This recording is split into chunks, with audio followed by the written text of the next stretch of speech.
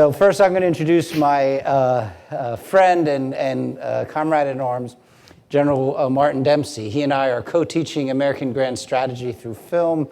You know him as the Rubenstein Fellow here at Duke.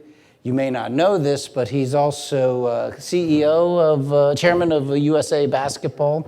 So U.S. future Olympic hopes rest on his shoulders. But those are strong shoulders because he was chairman of the Joint Chiefs of Staff and served at every level and with distinction before that. And we're very fortunate to have him as a very loyal Duke professor now, but also a Duke alum.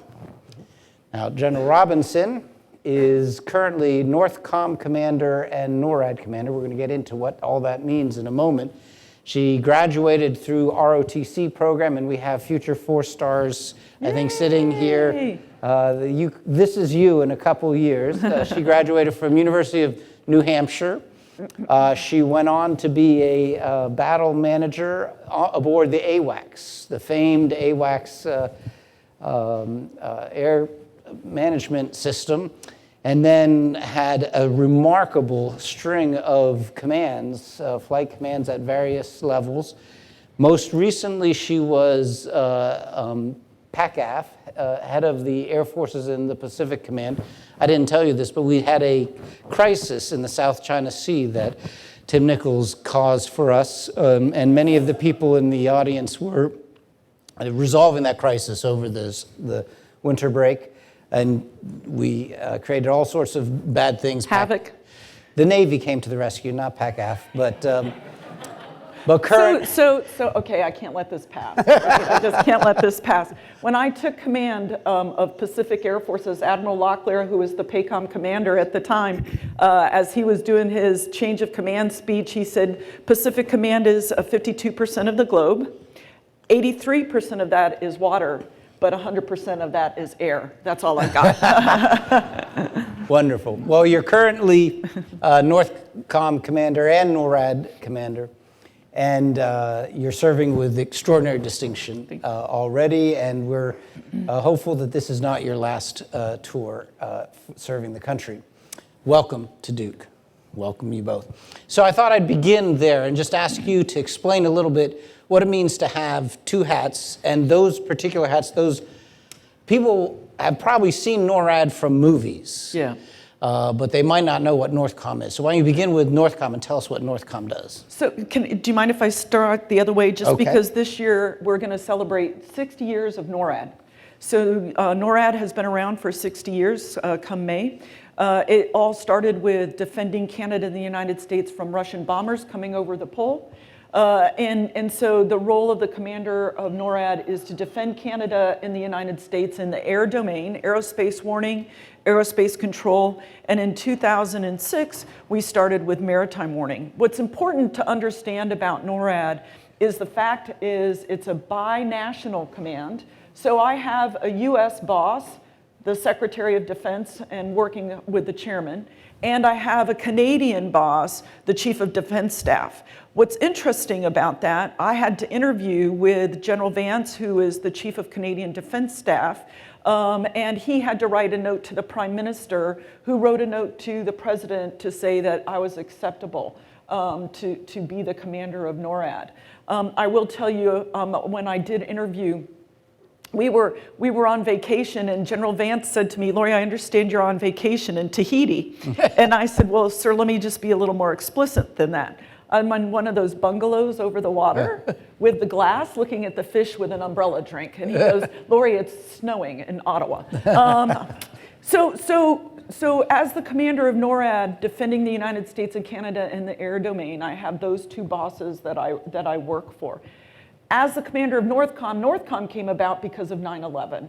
And our understanding of, hey, we don't have somebody that takes care of the homeland, the United States, from 9/11. And so my role and responsibility of defending the United States on my Northcom hat is from ballistic missile defense. And then I also do defense support to civil authorities, so hurricanes, wildfires, earthquakes, any support that I can give to Department of Homeland Security. And then we have what we call our theater security cooperation, and that is working closely with Mexico, Canada, and the Bahamas. Bummer, somebody has to do it. So those two hats, when we sit back, we talk about two commands, but with a common purpose, right? And that's two commands, one defending the United States and Canada in the air domain, but defending the United States in those other domains. So you are playing a home game most of the time, but most of our combatant commands are playing away games. They're playing on other people's soil. CENTCOM in the Middle East, PACOM in East Asia. And my question is for you, General Dempsey, has there been adequate attention to the home game problem over the last several decades? One, and two, are we perhaps returning to concern about the homeland in a way that we hadn't been for quite some time? We've been worried about the terrorist threat, but you're looking at more traditional kinds of threats. Is there really a change afoot? That's my question. No, I think there is. Can you hear me okay? Okay. And by the way, she forgot her most important job, which is every Christmas NORAD tracks Santa Claus. NORAD tracks Santa. Well, how can I, thank you. How can I forget that? Now, there's no conflict between that and your Northcom mission of shooting down threats, right? No. You've been able to deconflict that. That's correct. It's because we watch them closely. Okay, good. You sure do. We watched it this year. But anyway, yeah, I mean, look, in the early days of the global war on terror, we were flowing forces to include National Guard and Reserve forces. And we got ourselves kind of cross-threaded occasionally with some of the governors, because even in Katrina, we had the Louisiana National Guard with me in Baghdad as the 1st Armored Division commander. And therefore, the governor had no ability to pull up what would be normally his response force. So we've gotten smarter about that. We've got state cooperation. We've got dual hatting of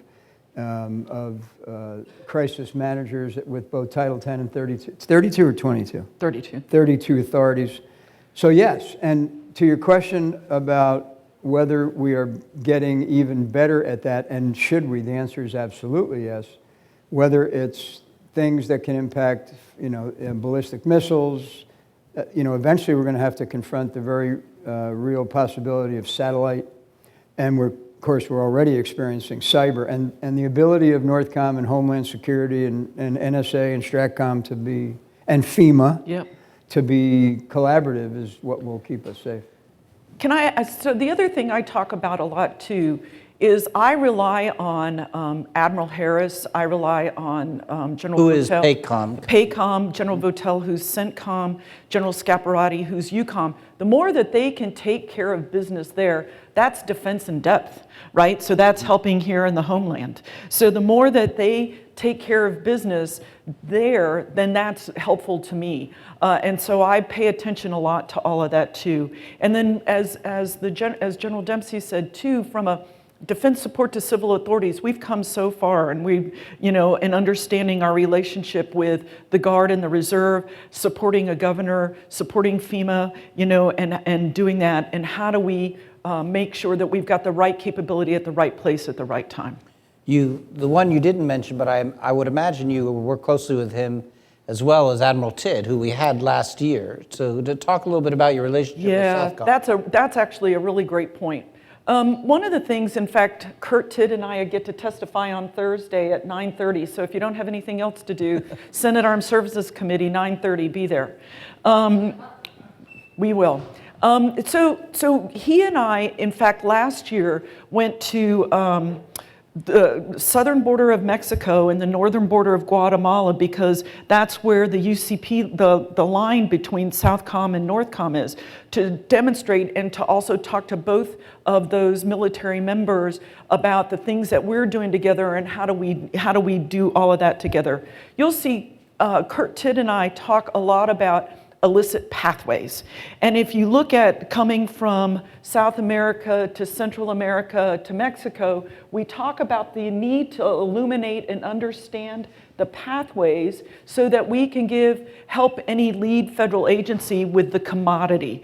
So we don't talk so much about the commodity. It could be drugs, it could be special interest aliens, it could be Wheaties, for crying out loud. But he and I and our commands work very closely together to ensure we understand what's coming and what's happening from South America, Central America, and Mexico. So we can either begin with Northcom or we can begin with NORAD. Which one would, I don't want to drill down. Okay, let's begin with NORAD. We just watched in our class, we just taught the film War Games, and there's a NORAD commander who seems to also have control over all strategic missiles, which is odd. I know you don't control the missiles, but you do have a big board, right, which shows all the incoming threats. Are we facing any incoming threats? Are are advanced enemies probing our threats? What can you say about that in public? Again, in my NORAD hat, I very, very much worry about what's happening. I'll talk about a couple things. Russian long-range aviation and Russian submarine capabilities. They can hold targets at risk at ranges we're not used to. And so every day I have ops and intel, and I pay attention to where all that Russian capability and capacity is. They're getting more capable and they're getting more capacity, but what I would tell you in the air domain specifically, there's not a lot of intent against the United States. But that doesn't mean I don't pay attention to them.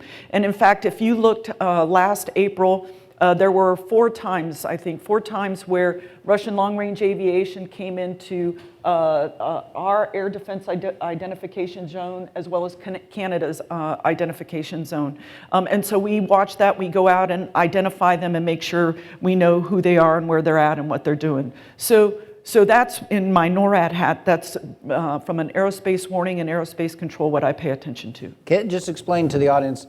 The ones who participated in the simulation would know what an air defense identification zone is, because that featured prominently. Mm-hmm. The Chinese established one in our scenario. But that's not American airspace. So was the Russian bomber violating international law in doing that? No, absolutely not. It's just an identification zone where, we've said, hey, we're going to establish this line and we're going to go out and meet you at this time. But they're in international airspace. And should we be worried that they're doing that? Why would they be doing that? Is it just to rattle our cage? Well, just like we do, right? We fly around in international airspace. We go and fly, around Japan or fly around Guam or fly, talk to China. We fly in international airspace, and so it's as long as we're all flying in accordance to international rules and norms, we're all allowed to fly in international airspace. So, General Dempsey, my question to you, when you took over as chairman, we were in the waning days of the reset, I believe, right? Medvedev was still the leader in Russia, so things were going well, and then things went south on your watch. I'm not blaming you, but That's why I left. But set what she just told us in a larger strategic context. Why has Russia's behavior changed a little bit, and why something that might not be so worrying 10 years ago is more worrying today? Well, I think it's common knowledge that Russia's conventional capabilities had greatly diminished over the course of the time between 1989, 1990 till 2011, if you want to peg it to beginning of my tenure. But they recognized that if they wanted to still be considered a military power, they had to preserve their nuclear capability, which resides in submarines, long-range bombers, and missiles. And so they began to assert themselves. When the reset went south, as you put it, they began to do that. I'll tell you one very quick, what I found later to be an amusing story, but one of those, you weren't yet at Northcom, but they had a long-range bomber come within, 40 miles of San Francisco. First time in decades. On 4th of July. Yeah, on the 4th of July. That's an important part of the story, actually. Whoa. This was in 2011, I think. Yeah. So I was going to NATO. This wasn't a friendly to join in the parade. Yeah, that's what I thought. But, who doesn't love a flyover, right? Yeah. So. But anyway, I was going Brussels, we had a NATO meeting, and in those days, NATO-Russia was kind of a separate pull-aside, separate meeting, but they always had it because NATO and Russia were trying to work a little more closely. And my counterpart's name was Makarov. Now it's Gerasimov. But Makarov was there, and in a little bilat, I said, I leaned back and I said, I forget his first name. I said, General, what's up with the flyover, 40 miles from San Francisco on the 4th of July? I mean, you know that that's going to elicit a response. And he said, frankly, General, all we were doing was exactly what you did to us on Russian Federation Day in June in the Baltics. And I said, what are you talking about? I said, we didn't come near Kaliningrad and all of that. And he said, yeah, you did. I said, I'll tell you what, let me check that. So I go back to the Pentagon and I said, let's get all of the scheduled flights for B-52s or whatever. I think it were B-52s. And it turns out that there wasn't a flight scheduled to do that, but the EUCOM commander, by the way, these mechanisms had to be adjusted after this incident. The EUCOM commander had decided that he knew that this flyover of Europe was going to occur. And he said, hey, I've got a big exercise in the Baltics going on. Let's add a B-52 to it, coordinated directly with the bomber squadron, and they diverted, and sure enough, on Russian Federation Day, we were buzzing Kaliningrad. And so I said, okay, we got a problem. If the chairman doesn't know, and by the way, it wasn't me I was worried about, it was the SecDef and the president, doesn't know that we're diverting bombers, for engagement exercises, we got a problem. So we got all that fixed, but it just shows you, you got to have your hands on the till, or things will happen that you're not really prepared for. Now, well, and if you remember too, sir, if I recall the story correctly too, the Russian pilot said, "Happy Independence Day, comrade." Yeah. Now, when you were describing NORAD's responsibilities, you added a phrase that was new to me. I just hadn't tracked it closely enough. Maritime. Explain that. That's a change you said in the mission. In 2006, when we relooked at the terms of agreement, they added maritime warning. So it's warning, it's understanding what's out there in the surface, subsurface domain, so that and again, to defend the homeland from any capability that would be out there, but that's warning, maritime warning. So has there been much Russian activity that you can tell us about publicly? They're frisky. And you'll read in the open source about AGI, the intelligence. Right. Yep. They look like trawlers, but they're really ears, ears with a bow. And they're out there. So the focus, though, on the threat that you both have described so far is Russia. I think it's fair to say many Americans are more worried about the rise of China, or wonder if that isn't the long-term threat. Is China operating in this same space, buzzing the United States, sending submarines this close, or maritime assets this close yet? So, in my previous job, I paid a lot of attention about where China was operating as they would come out of the first island chain or the second island chain.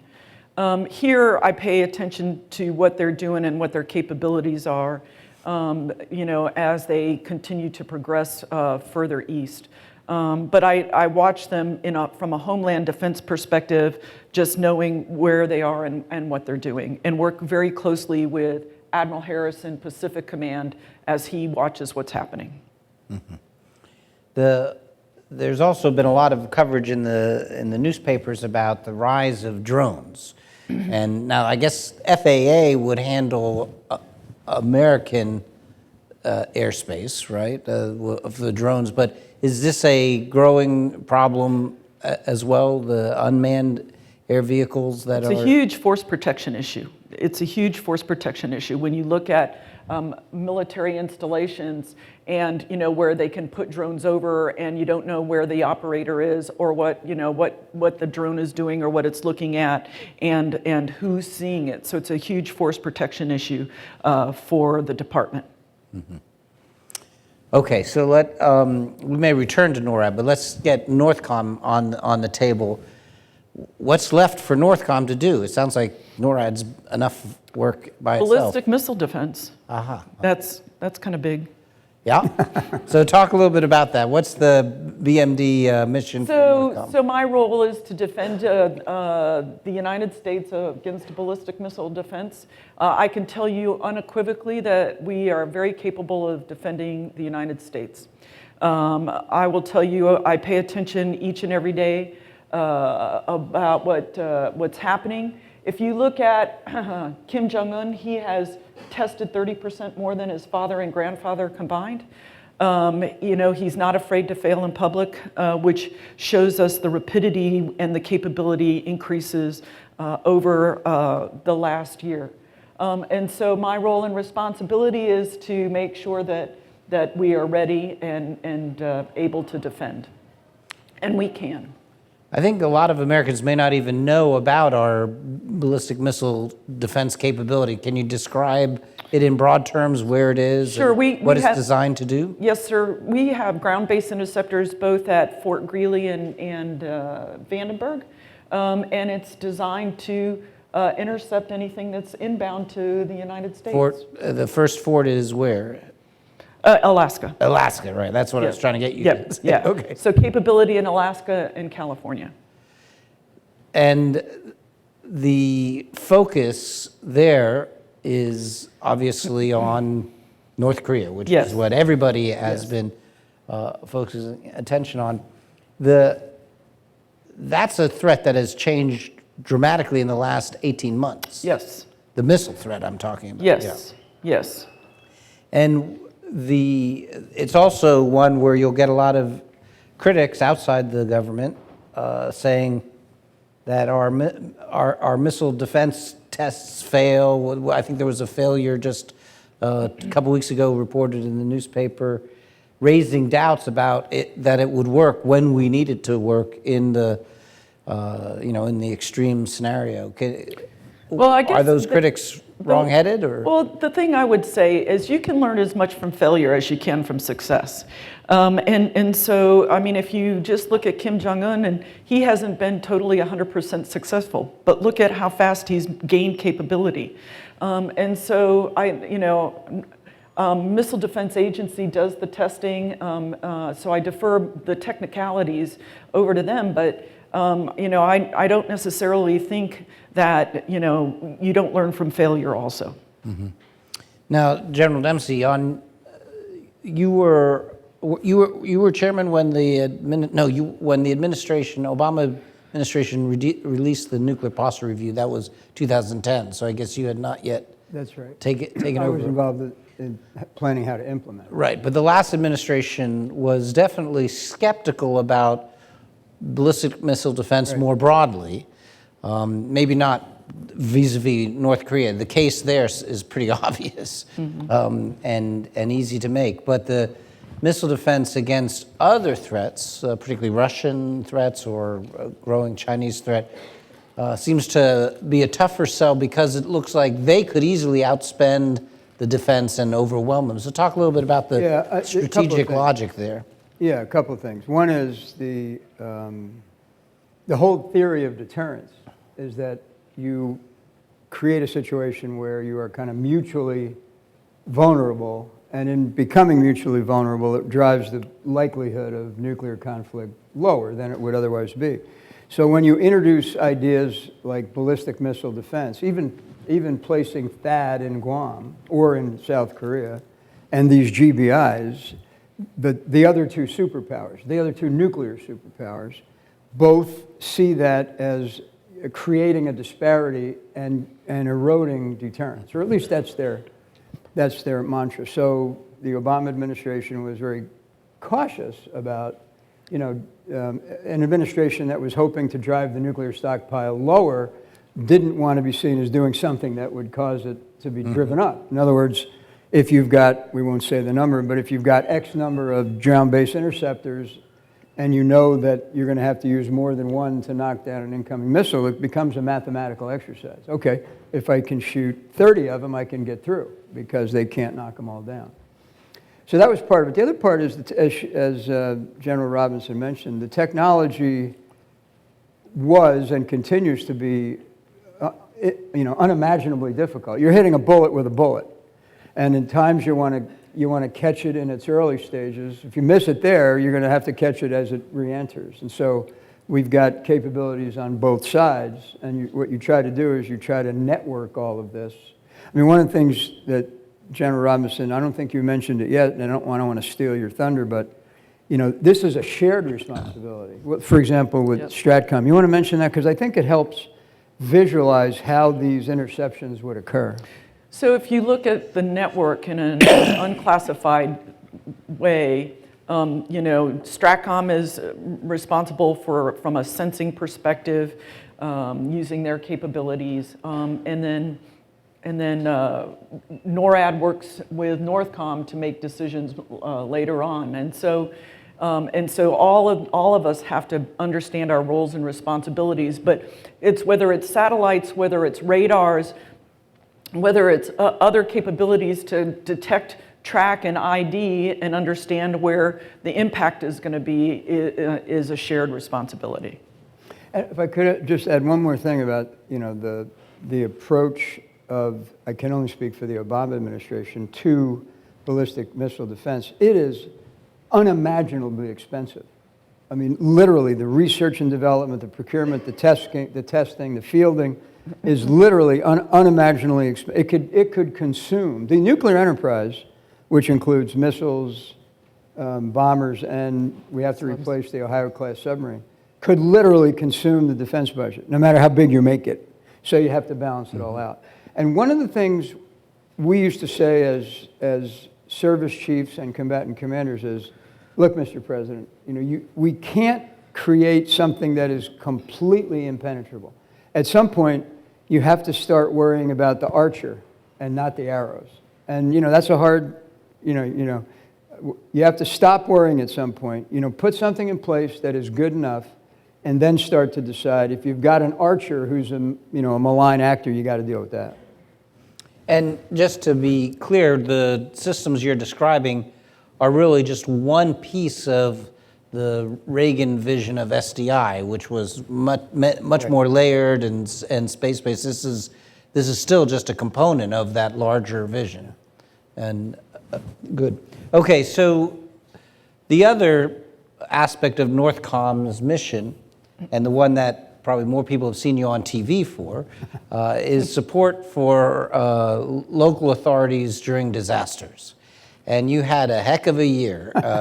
So what can you tell us about hurricanes and hurricane season? So first of all, just to kind of set the stage, in a defense support to civil authorities, my role and responsibility in any natural disaster is to support a governor of a state. And in supporting the governor of a state, we support FEMA. And so if you look at the hurricanes, the other thing I like to tell people is that each of these hurricanes had their own attributes. If you look at Harvey, we didn't think it was going to be a hurricane, and then all of a sudden it was a hurricane, and then all of a sudden it was overnight and it was Houston, and we had, from an active duty, that's my role and responsibility, to ensure we had right capability to help with search and rescue, to have right capability to augment what the local authorities and the National Guard. If you look at Irma, not only did it nick the Virgin Islands and a little bit of Puerto Rico, but if you recall, it went straight up Florida.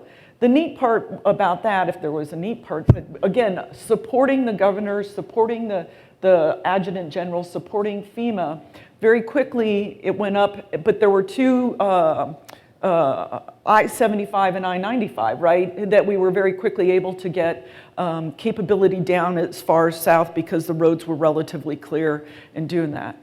And so from a sustained perspective, I mean, from an active duty perspective, added some capability and capacity to Florida, but not a lot. Obviously, Maria was a totally different thing. When you look at on the 20th of September, Maria goes through. 22 September, we were able to get the first airport open.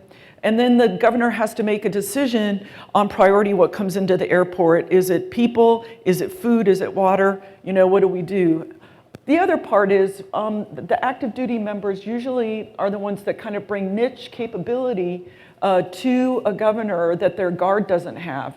If you look at Harvey and Irma, they have a lot of capacity in their National Guard, but when your entire island is destroyed, your guardsmen, they're obviously worried about their family, rightfully so. And so, now we had to start thinking about how do we get things in. So you have to wait until you open airports and seaports and then prioritize what comes in, and that all takes time.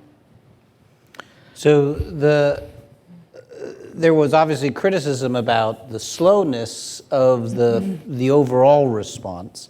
Not criticism of you personally, but criticism of the U.S. government for being slow. What aspects of that do you think the critics got right, and what aspects do you think they just failed to understand? You may have already started to answer that question in what you just said, but let me just push you a little on that. So again, the hurricane goes through on the 20th. On the 22nd, we open the first airport. But it takes time to be able to, how much flow can you get in there? Again, what capability and capacity. It was shortly after that where we were able to open a seaport. So it goes back, and then, on the 25th or 26th, is when we realized just how devastated it was, until you get eyes on the ground and understand that. The problem then becomes, again, the governor making a decision of, what do you want priority-wise to come in there? If you add more people, that becomes a burden on the territory. So then if you're trying to get in food and water and all of that, now you've got to get the structure to move it around. Then to understand just the devastation, not just around the island, but on the inner island. So some of that takes time. I will tell you, the United States Navy was there. We had the Kearsarge and the Wasp were there, so they were able to do very fast search and rescue, very fast try to understand what was going on to help build, where do we move food, where does stuff go, where do you move it around the island, and that takes time. And if you think about this too, the fact is we forget about Nate. And Nate had gone up the east coast of Florida. So, we had moved stuff off of Puerto Rico so that we could get it back so we didn't lose it. So it just takes longer than I think most people realize that it takes. Now, Is it perfect? No. And we're in the process of doing lessons learned and what can we learn from inside my headquarters, and then how do we learn lessons across the interagency. Did you have the troops and the ships, or did you have to get them from other commands? I mean, what is Northcom's daily rota of capacity? So Secretary Mattis told me for Harvey, Irma, Nate, and Maria, Lori, you can have whatever you need. So we have what we call a Defense Support to Civil Authorities XORD. We know what capability and capacity, and he did an early approval via voice, and just as we were even just watching hurricanes come, he had already approved what I needed. And you would get these from where? Well, depends on what you're talking about, right? So if it's Navy stuff, a lot of it was Fleet Forces Command from Norfolk. If it was search and rescue stuff, sometimes it was, depending upon which hurricane, it could have been some Marine Corps stuff that was in Louisiana. It just depends on which one we're talking about and that. And General Dempsey, you mentioned this earlier, but it's opposite right now. During Katrina, some of the crucial Louisiana Guardsmen were deployed to Iraq, was it, or Afghanistan? So did we have similar problems this time where the local guardsmen happened to be serving abroad and were not available in any capacity? No, and the other part is, so let's go to Harvey for a minute. So you can imagine if you had guardsmen in Houston and, the devastation that was happening there from a soaking rain. Mm-hmm. Well, there's all of the rest of Texas where guardsmen can come from, right? Or from other states. Same in Florida, but in Puerto Rico, there was no West Puerto Rico. You know, I mean, the whole island was. So this balance of them trying to make sure they take care of their families and then be able to come and reconstitute. At the same time, this goes back to decisions to make on who do you bring to the island and what do you bring. So, General Dempsey, a civil military question for you. Why would a decision like that to move ships from Norfolk down to Florida, why would that require the Secretary of Defense to sign off? Why couldn't the chairman just move stuff around as he or she sees the need? The chairman has no authority to move forces or to deploy forces. That authority resides, Louder? That authority resides with the Secretary of Defense. And so, and by the way, the combatant commanders work directly for the Secretary of Defense. The chairman's role is to advise, to assist in the development of options and present those options, but the SecDef is the only one that can make the decision. And so, when you see a storm coming, as General Robinson said, if you have a place to kind of pre-position force, you can put it someplace where it's not going to get clobbered by the same hurricane, and then when everything clears, they can immediately move in. You're in a pretty good position. If you have no place to put it, because the hurricane either covers the entire state, is what happened in Florida, or because you're on an island, it drags it down. But once the SecDef takes the request and hears from the chairman on what are the implications, because there are times when resources may not be available because they're in other important missions, and to pull something off of another important mission, the SecDef has to understand the implications of that. So talk about it. That's where I wanted you to go. The Louisiana Guard was in Iraq for a good reason. Right. We needed the troops there. Yeah. And how do we balance, how as Americans do we balance across the different risks? When the hurricane is in your neighborhood, that's the number one problem for you, and right. You would like everything to be focused on that. But isn't part of the job of the chairman to advise across a globe of risk? And doesn't every theater, put another way, isn't it the case every theater commander believes their theater is the priority theater of the yeah, and they have reason to believe that. Yep, because when you make someone the Northcom commander, or you make them the commander of European Command, they're going to, these are very successful men and women who are not a bit bashful about telling, the chairman and the SecDef what they need. It falls to the chairman and the service chiefs in the thing we call the tank to adjudicate that, to balance the risk across the combatant commands. And it's not just something that happens in times of crisis. I mean, there's not enough predators in the universe to satisfy the requirements of the combatant commanders, to include Special Operations Command.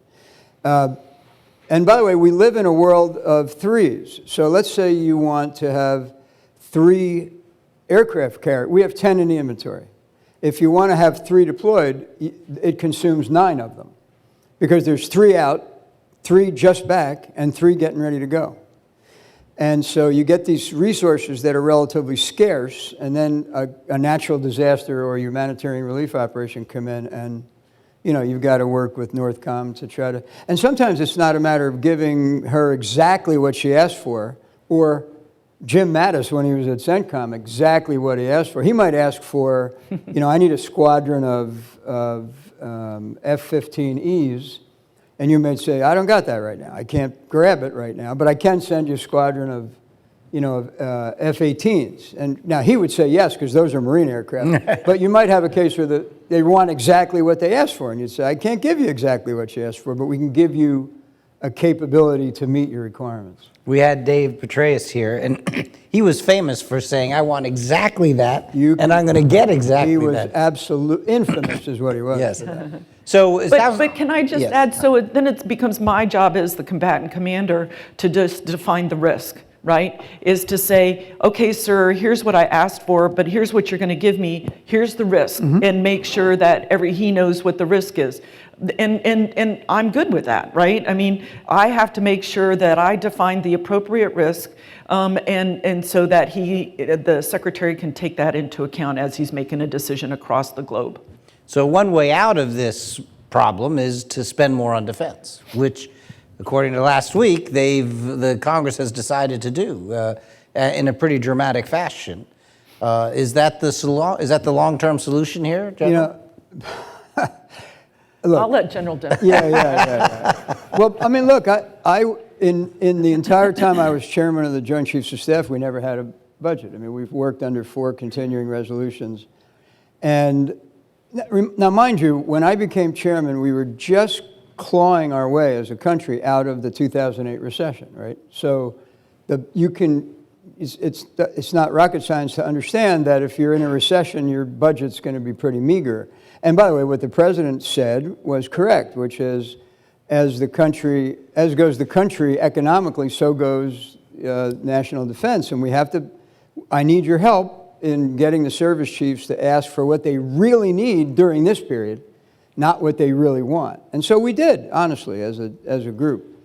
As the nation became a little more prosperous, though, we got hit with this thing called the Budget Control Act and sequestration. And what that meant was that there were caps placed on the defense budget. It didn't matter what the president asked for in his budget. He wasn't getting it. He was getting the caps that Congress had imposed. Here's what I'm trying to say.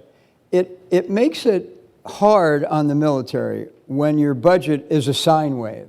You know, sometimes it's way up and sometimes it's way down. And when it does that, it gets really hard to be efficient and thoughtful about the application of resources. What do we really need, Peter? Be honest with you. Budget predictability and budget certainty that we're going to have a budget every year, and budget flexibility.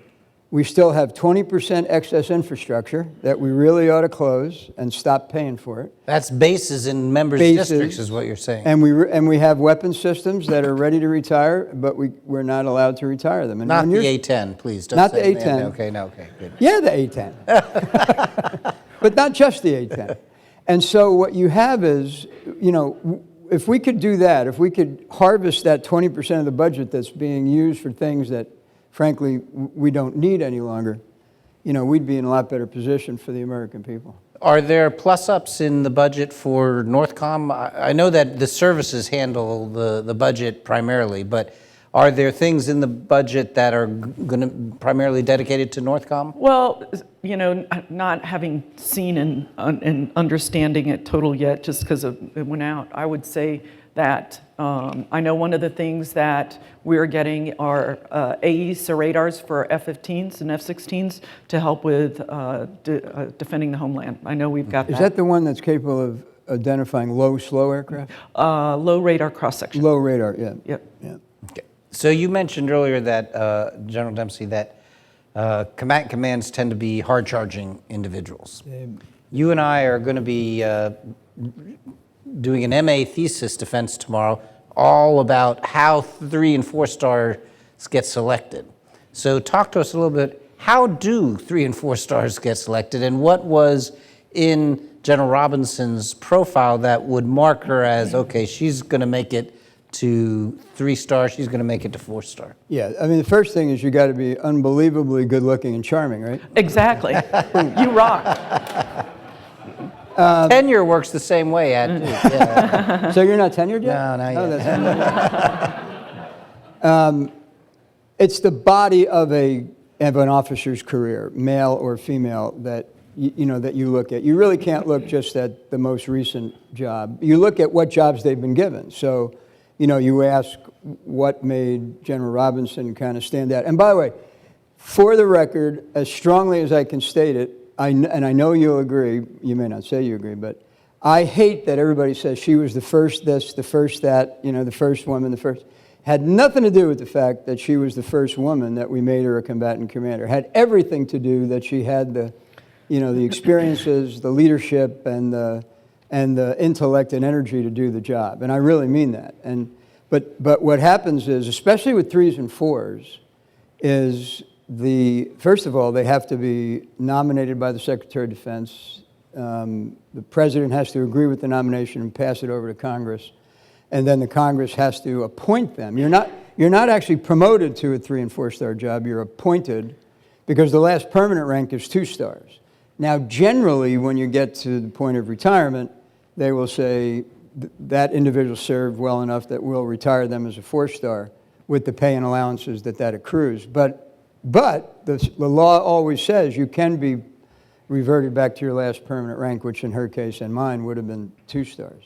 But the real answer to your question is you have to you have to bloom where you're planted. And most of us have had a job or 3 along the way where you say, what in the hell am I doing here? But you can't, sort of cash it in or phone it in. You got to do the job. People respect that. Then you have to demonstrate, kind of bandwidth. You can't be a one-trick pony in our profession.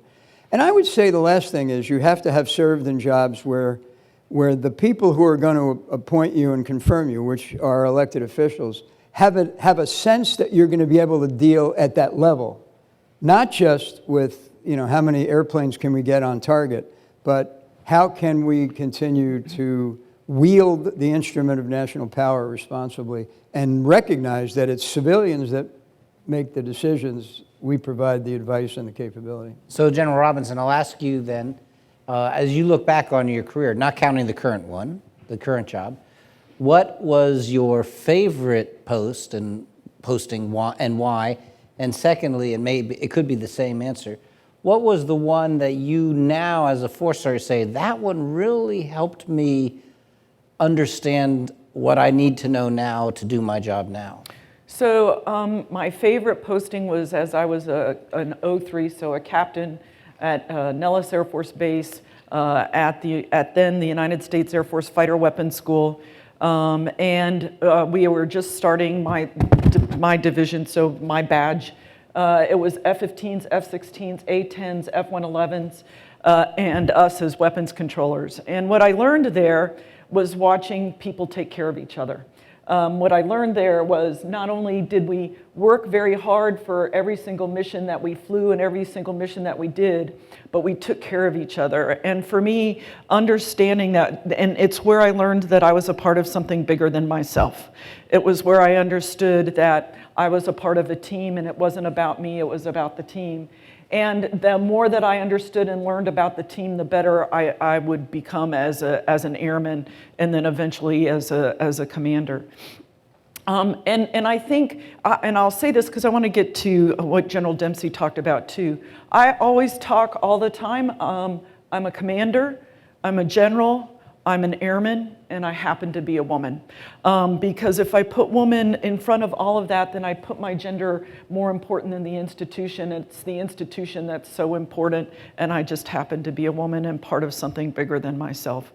And then I would say probably where I learned a lot about bigger strategic decisions is I had the privilege to be General John Jumper's executive officer when he was the commander of Air Combat Command, and to watch decision making at that level, to see the breadth of things that he would go from talking about medical stuff to fighter stuff to combat support stuff to working for Strategic Command. I mean, just that breadth of things that I watched him do and be able to listen to how he decided and how he thought about things really opened my eyes across a bigger spectrum. Okay, we're going to open this up to the audience in a moment. I'm going to ask my last question, and while you answer that, if you want to get in line, there's a mic here, and I guess there's a mic up there as well. But get in line here if you want to ask a question. So I'm not allowed to ask what it's like to be the first this, the first that. No. General Dempsey just ruled that out of line. However, I can ask that question this way, which is women in the military has changed dramatically over the course of your career. Yes. And what are the changes that you've seen, and what are the changes that remain? What's the unfinished business? So here's the way I'll answer that. I had the privilege to speak at a symposium called the United States of Women. And I was the only military person to speak there. The administration asked me to come do that. And the president spoke, and the vice president spoke, and Leader Pelosi spoke. And I had the privilege to speak after Oprah interviewed Michelle Obama. It just doesn't get any better than that, you know? So, but to be able to stand up there and say that a lieutenant is a lieutenant is a lieutenant, to be able to stand up there and say that every career field in our military is open to women, to be able to stand up there and say equal pay, equal leave from day one is huge. And so for me, the way that I look at it is... But was that true in '83 when you... No. Everything wasn't open to women in '82 and '83. That just happened within the last couple of years. And so that change is profound. But the other part I talk about too all the time is that there is a standard, and everybody has to meet the standard. You know, and that standard, you know, in order to get promoted, that standard in order to do your job, because we rely on each other as a joint team for us to each execute the things that the Joint Force Commander and the Commander-in-Chief are asking us to do. And so there's a standard, and you have to meet that standard, and that's just incredibly important. But every single thing is open, and to me, that's a huge change from when I came in. And this overlaps your career as well. What have you noticed in this space? In the issue of women in military. You know, I was fortunate that it happened to be Secretary Panetta and I who were able to rescind the combat exclusion. You know, from 1992, Les Espin, right? Right. I think we had this policy that said women will not serve in combat, and then. You know, so 2003, I always tell people, 2003, I show up in Baghdad, brand new commander, got to do a little battlefield circulation. So we get into a Humvee, up-armored Humvee, and I wanted to meet my crew, and I said, hey buddy, where are you from? And he said, well, you know, blah, blah, blah. He was a buck sergeant, male buck sergeant. The radio operator was a specialist from Bayonne, New Jersey or something, and I slapped there was a person standing up in the turret of the Humvee manning a machine gun. I slapped the soldier on the arm, and I said, where are you from? And she said, hi, sir, I'm Amanda. I'm from, you know, Okeechobee, Florida or something. And I said, wow, Amanda, I didn't expect to find you up there. And I said, but let me ask you this. Well, I got your attention. I said, can you shoot that goddamn thing? And she said, you bet your ass. I said, let's go. So, it was a silly exclusion in the kind of environment where there are no battle lines. It's circular, you know. It's kind of that 360-degree thing. So we did away with that, but it took work, you know, because there were skeptics. And you know, you've seen movies like G.I. Jane, where you have the elected officials saying America will never stand for its daughters coming home in body bags and things. There were just some traditions and cultural biases we had to overcome. We all knew, though. And I'll stop here. We all knew that once we did that, we would have to confront the issue of, okay, where can they serve? And we all had an instinct that where we would go is all the way, as long as we held the standard. But we knew it would be a bit of a journey, and we're in that journey, but it was the right thing to do. Okay. We have someone, and identify yourself, and particularly your background. She'll be interested to hear that, yeah. Thank you very much, General Robinson, for coming to speak to us today. My name's Steve Kelly. I'm a research scholar here at the Sanford School, but in a previous life, I was DCM at the embassy in Ottawa and in Mexico, and I had the pleasure of visiting Northcom twice. Great. One of the missions that Northcom has picked up since it was founded is the Arctic. And this must be sort of a tough job for you, since we only have 2 icebreakers and haven't built one in 40 years. And one of them's in the Antarctic, so that gives you one for the Arctic. Can you talk about your ability to deal with a crisis in the Arctic, search and rescue, an oil spill, or an incursion by an enemy force? So as the Northcom commander, I am the Arctic capabilities advocate for the combatant command. So my job and role and responsibility is to advocate for Arctic capabilities.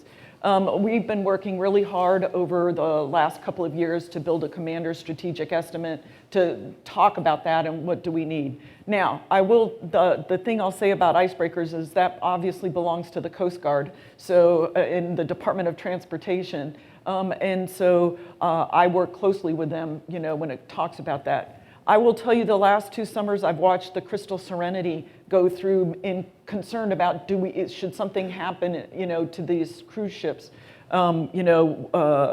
do we have capability? Does Canada have capability and capacity to help? So it is something that I pay close attention to. But we are just really learning a lot about the Arctic, whether it's domain awareness, whether it's do we have the right infrastructure, do we have the right communications, and what do we need to do to continue to develop our roles and responsibilities there. I talk a lot about the fact that we've had our feet in the sand over in the Middle East, and this is a completely different domain. And so we're starting to do more exercises there to understand, how is it to operate there. And the Russians are very much involved up there. In their country, yes.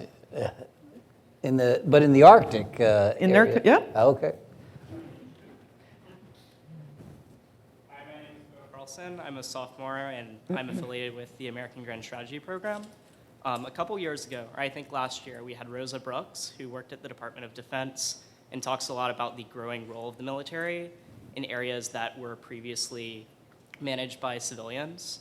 So I wonder if that's something you've seen in Northcom with search and rescue maybe, or responses to disasters like hurricanes. Yeah, so I would tell you again, as the commander of Northcom, my role and responsibility is to provide those unique military capabilities that we have to support a governor. So I haven't seen that, I guess is a better way to say that.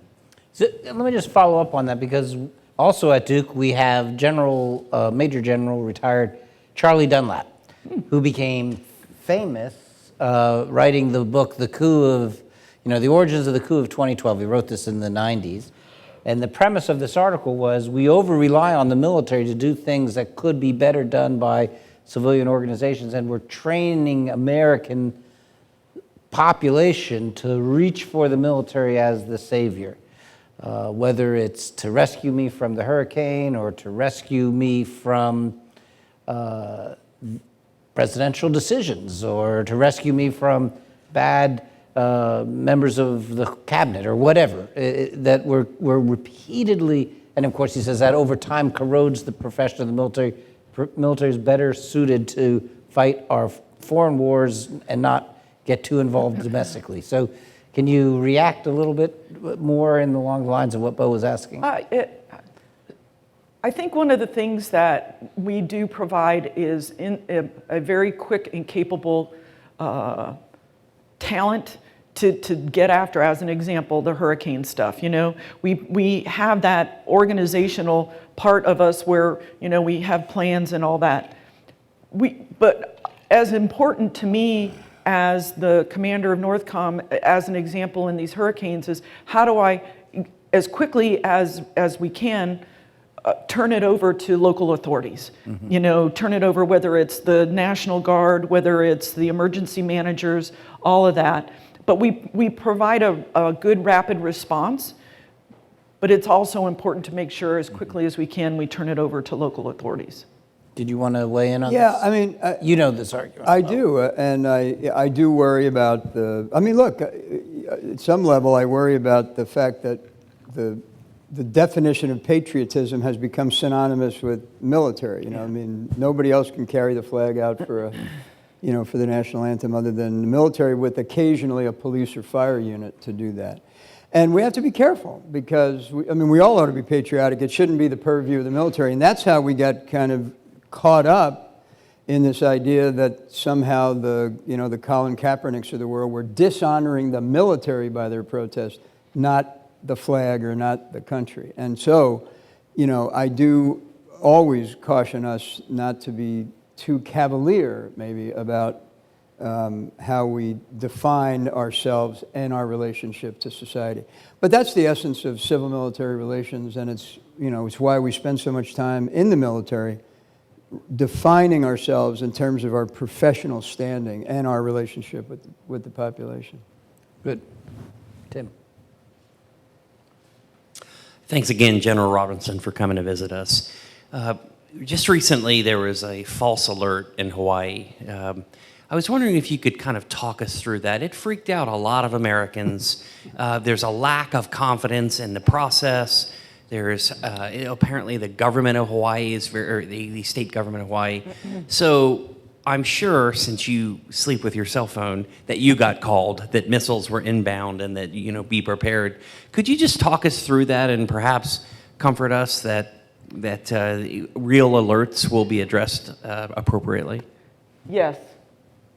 Thank you. Let's eat. Yeah. You know, here's what I would say in this setting. We train every day. And for real events that happen, you know, I'm confident in, you know, how this all will go down. You know, at the end of the day,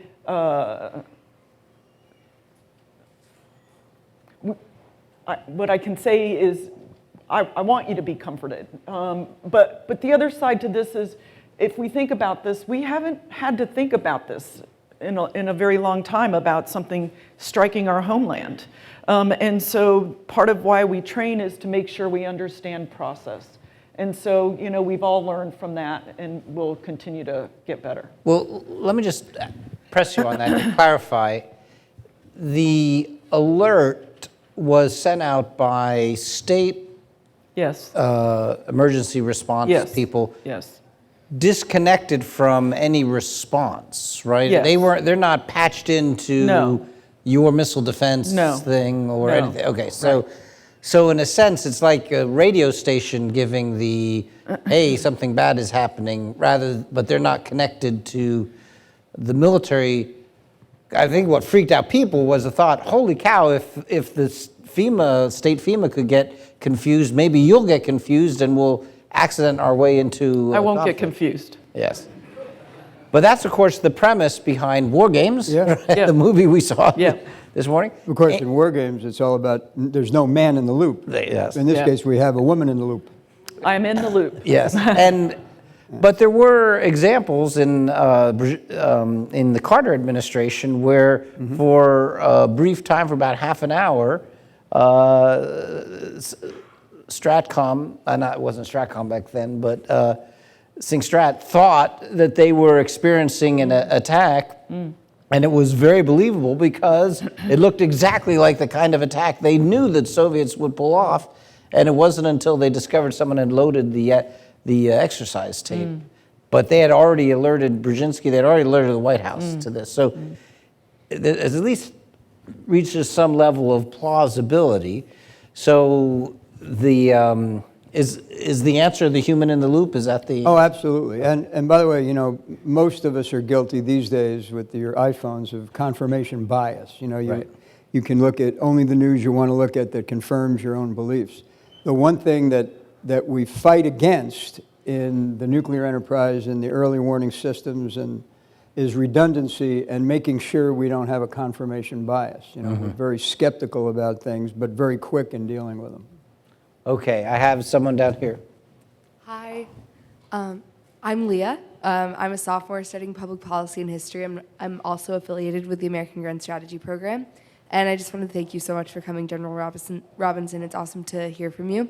Thank you. My question is about surveillance, and kind of as Congress begins to rethink or reconsider or continue to expand the power of the intelligence community to operate and surveil the world.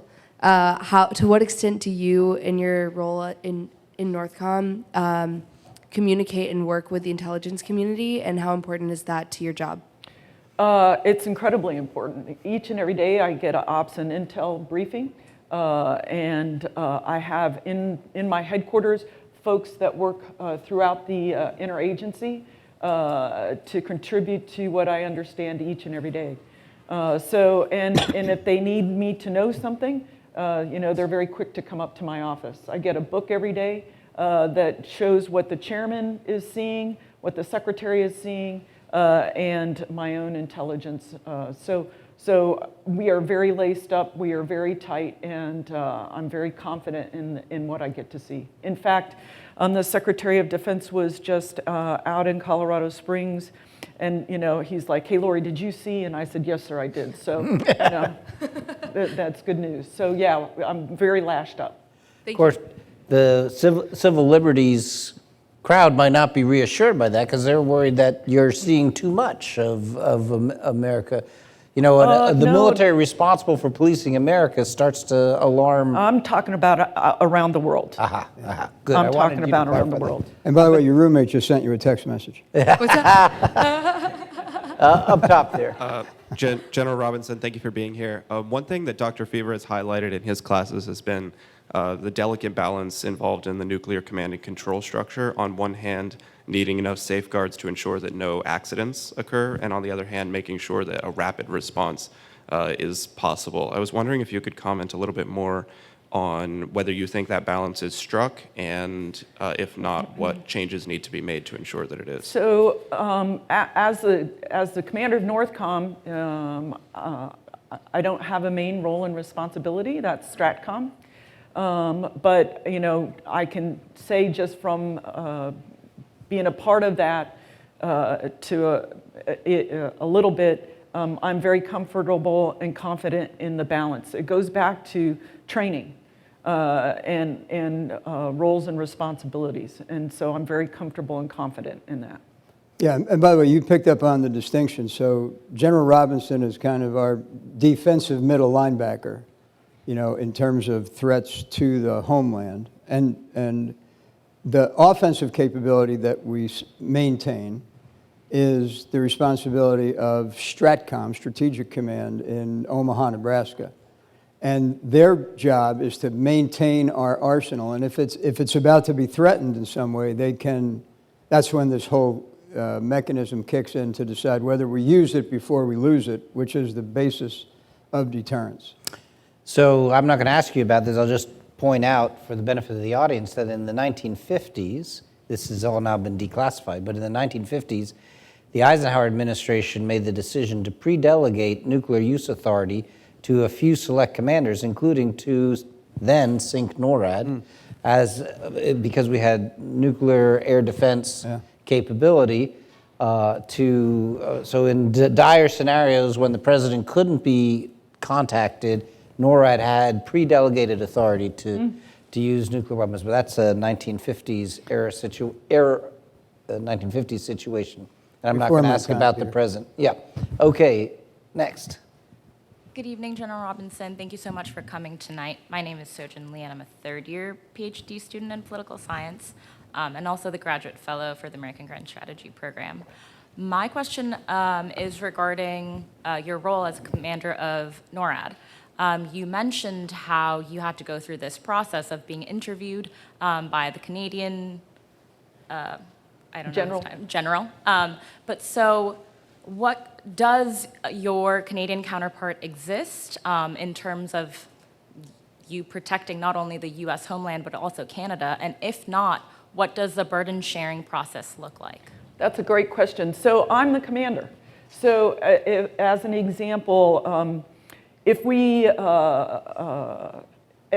talked about last April Russian long-range aviation off the west of Alaska and the North Slope, I can move Canadian Air Force structure around in order to intercept them. I don't have to ask General Vance, I don't have to ask the Secretary. I can move that around where I think we need to put it in order to, if we want to go out and identify them and intercept them. And so I have a NORTHCOM deputy and I have a Canadian NORAD deputy. So I don't have a counterpart in Canada because my role and responsibility is to defend Canada and the United States in the air domain. Yeah. I think we have time for one last question right here. Yes.